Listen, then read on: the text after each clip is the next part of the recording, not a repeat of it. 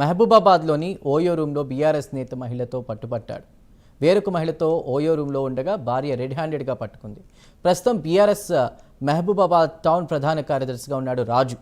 మాజీ మహిళా కౌన్సిలర్తో ఓయో రూమ్లో ఉండగా రాజు భార్య పట్టుకుంది. రెడ్ హ్యాండెడ్గా పట్టుకుని రాజుకు భార్య కుటుంబ సభ్యులు దేహశుద్ధి చేశారు.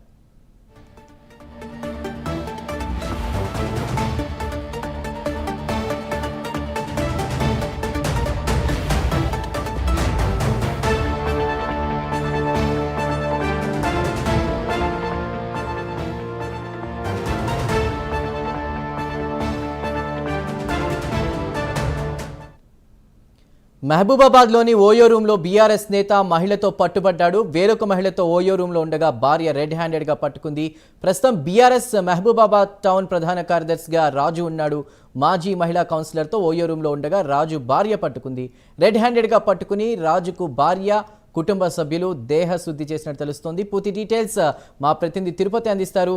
తిరుపతి, ప్రస్తుతం రాజు పరారైనట్టు తెలుస్తోంది. అసలు అక్కడ ఏం జరిగింది?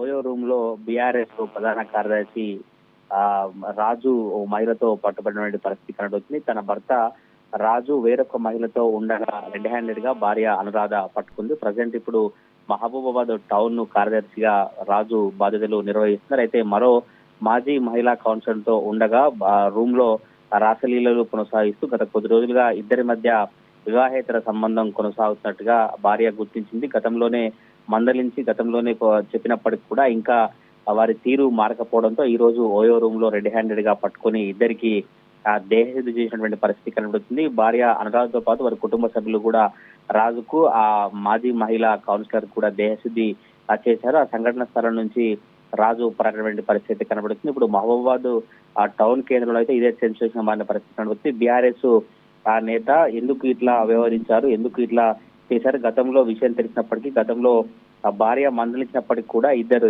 ఎవరైతే మాజీ కౌన్సిలర్ ఉన్నటువంటి మహిళ కావచ్చు, బీఆర్ఎస్ నాయకుడు రాజు తీరు మారకపోవడం, మళ్ళీ అట్లానే వ్యవహరిస్తున్నటువంటి నేపథ్యంలో కుటుంబ సభ్యులతో కలిసి ఓయో రూమ్ వద్దకు చేరుకొని తలుపులు పగలగొట్టి రూమ్ లోకి చుచ్చుకొని వారిద్దరిపై దేహశుద్ధి చేసిన తర్వాత అనంతరం పోలీసులకు ఫోన్ చేసి జరిగిన విషయాన్ని పూర్తిగా ఎస్పీకి తెలియజేశారు. వెంటనే పోలీసులు అక్కడికి ఓయో రూమ్ దగ్గరికి చేరుకొని గతంలో జరిగినటువంటి విషయాలు కావచ్చు, ఇప్పుడు మందలించినటువంటి విషయాన్ని చెప్పినప్పటికి కూడా పద్ధతి మార్చుకోకపోవడంతోనే ఓయో రూమ్ లో ఇద్దరిని పట్టుకుని దేహశుద్ధి చేశామని భార్య అవ్వచ్చు వారి కుటుంబ సభ్యులు జరిగినటువంటి పరిస్థితి కనబడుతుంది. వీరిపై తప్పకుండా కఠిన చర్యలు తీసుకోవాలి అని పోలీసులకు విజ్ఞప్తి చేశారు. అయితే దేహశుద్ధి గురినటువంటి ఆ మహిళ మహబూబాబాద్ జిల్లా కేంద్రంలోని భరోసా కేంద్రంలో సపోర్ట్ పర్సన్ గా విధులు నిర్వహిస్తున్నట్టు తెలిసింది. గతంలో కౌన్సిలర్ గా కొనసాగింది. కౌన్సిలర్ గా చేసినప్పుడే ఈ బీఆర్ఎస్ నాయకుడు రాజుకు పరిచయం ఉన్నట్టు తెలిసింది. అప్పటి నుంచి ఆ తర్వాత మళ్ళీ సి టీమ్ లో పనిచేస్తున్నాను, సి టీమ్ కు నేను కేసు పెడతానని ఈ రాజు భార్యకే బెదిరింపులకు గురి చేసినట్టు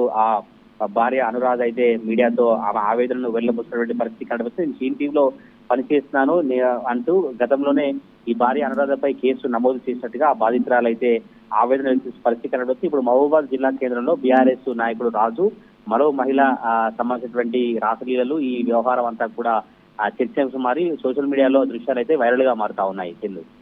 రైట్ తిరుపతి, థ్యాంక్ యూ.